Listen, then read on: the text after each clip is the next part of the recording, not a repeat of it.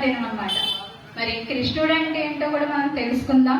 మరి మన అందరికీ తెలుసు, ముందుగా ఎప్పుడు కూడా మనం దైవం దగ్గరికి వచ్చినప్పుడు ఎవరు కూడా కళ్ళు మూసుకోరు.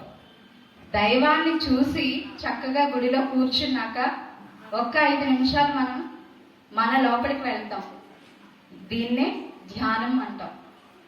మనతో మనం ఉండడం అంటే మన మనస్సు అనేది ఒక శాంతన అనేది అవసరం. ప్రతి ఒక్కళ్ళు ఇక్కడ మన సంసార జీవితంలో ఎన్నో కష్టాలు నష్టాలు అనుభవిస్తూ ఉంటుంటాం. కాబట్టి ప్రతి ఒక్కరికి మనస్సు అనేది శాంతి అనేది ఉండాలి. అందుకోసమే భగవంతుడిని దర్శనం చేసుకున్నాక మనం చక్కగా కూర్చొని 5 నిమిషాలు ధ్యానం చేయాలి. మరి ముందుగా మన అందరి గురువు అయినటువంటి బ్రహ్మర్షి సుభాష్ పత్రిజీ గట్టిగా క్లాస్ కొట్టుకుందాం.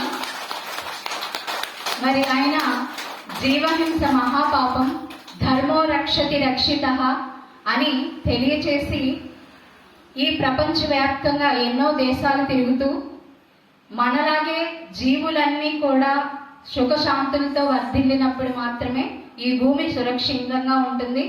అలాగే ఈ భూమి మీద ఈ రోజు అందరికీ ఎందుకు దుఃఖాలే ఉంటున్నాయి అంటే అందుకు కారణం మనం చేసే కర్మలు, అంటే మనం చేసే పనులే. మన పనులే మన దుఃఖానికి కారణం. ఇది మనం తెలుసుకున్నప్పుడు ఎలా జీవించాలా అనేది అర్థమవుతుంది. ఎవరికి హాని చేయకుండా మనతో పాటుగా 84 లక్షల జీవరాశులు కూడా కాపాడుకోవడం అనేది మన బాధ్యత. ఎందుకంటే మనకి చెప్పాలంటే మనకి తెలివి ఉంది, నోటిలోని మాట ఉంది, అన్నీ ఉన్నాయి. కానీ ఒక జీవికి మాట లేదు. కానీ వాటికి అన్నీ తెలుసు. చాలా మనం కొంచెం అన్నం పెడితేనే కుక్క ఎంతో విశ్వాసంగా ఉంటుంది వాళ్ళ పట్ల. ఎన్ని సంవత్సరాలైనా అది తొందరగా వచ్చి మన దగ్గరికి రీచ్ అవుతుంది.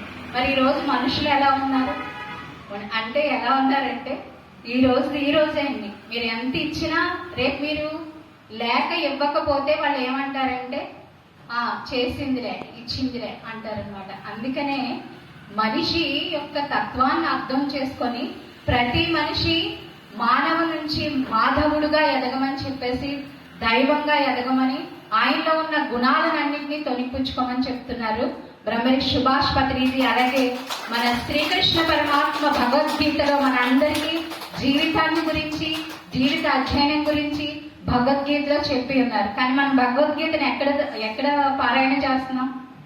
పారాయణ అంటే ఏంటంటే మనం అందరం చదివేస్తాం. అసలు వేదాల్లో ఉన్నది ఏంటి? అహింసో పరమో ధర్మ, ధర్మో రక్షతి రక్షితః. అంటే మన ధర్మాన్ని మనం రక్షిస్తే ఆ ధర్మం నిన్ను కాపాడుతుంది కదండి. మరి మనం అన్నిటినీ చంపుకుంటా రాక్షసుల మాదిరి రక్త మాంసాన్ని తింటూ మనం మాత్రం బాగుండాలి అనుకున్నప్పుడు భగవంతుడు మిమ్మల్ని ఎలా కరుణిస్తాడు? అవును కదా. కాబట్టి మనం అందరం చక్కగా ఒక్క 10 నిమిషాలు ధ్యానం చేసి ఈ కార్యక్రమాన్ని మొదలు పెట్టుకుందామండి. Thank you so much. మరి అందరూ కూడా కళ్ళు మూసుకోండి. శ్వాస మీద ధ్యాస.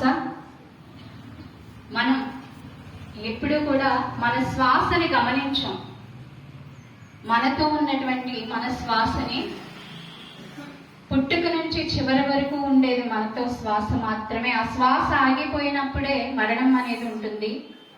ఆ మరణాన్ని అర్థం చేసుకొని శ్వాస ఉన్నప్పుడే మన జీవితాన్ని గమనించి ఎటువైపు ప్రయాణం చేయాలనేది తెలుసుకోవాల్సింది మనమే. కాబట్టి ప్రతి ఒక్కరూ మీ శ్వాసని గమనిస్తూ ఒక్క 10 నిమిషాలు ధ్యానం చేద్దాం. మరి దేవాలయాలే ధ్యానాలయాలుగా మారాలి. మనం